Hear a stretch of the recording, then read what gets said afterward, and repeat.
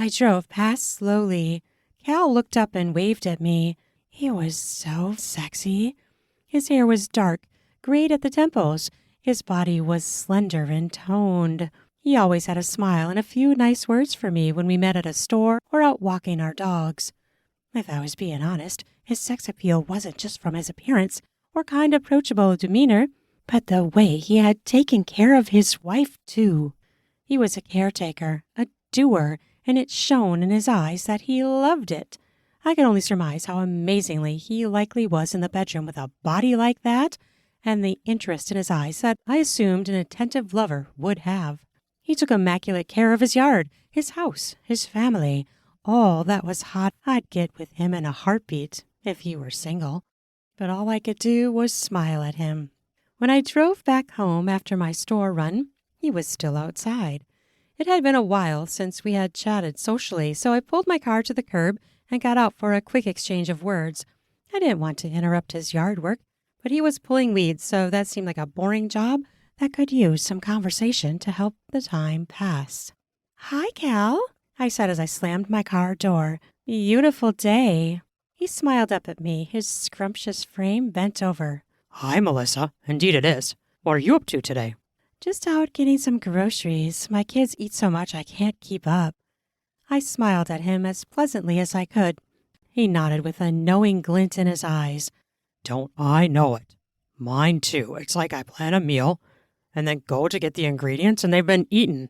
So I have to run out to the store for one thing, but then I buy 20. He clearly got it, and this told me he was the cook and shopper in his family, as I had been.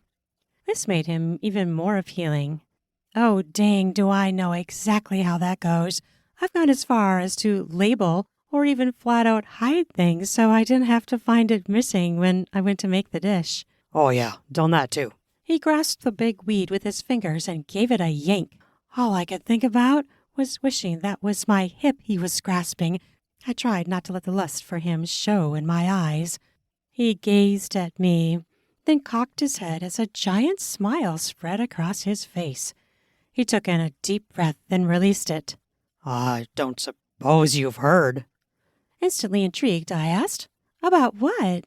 He had an air of masculinity about his movements and an easy way of creating a facial expression that seemed without any manipulation or ill intent. Maybe that was just my brain stalling on wishful thinking because my ex had always worn a pleasant face socially, but his vile monster would come out when he drank too much or when he was angry with me for not agreeing with him. One would think that would have taught me to not trust a happy face. But with Cal, there was just something different about him, even if I couldn't quite put my finger on it. "She left me." He stood up and brushed his dirt-covered hands together, then raised them up. "Said she's in love with someone else." His tone was stoic.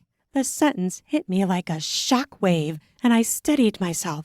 I searched his face for any shred of sadness about this, but I saw none. "Seriously?" My eyes fell to the flowers he was weeding.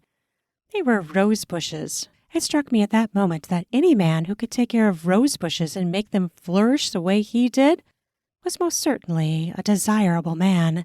He was willing to do what it took. "Yep, left me and the kids. Though we've just barely started the proceedings. It will be shared custody." He tilted his head, then stared off in the distance as if searching for something. "Maybe he will please her better than I ever could." I scoffed. "Well, that's doubtful."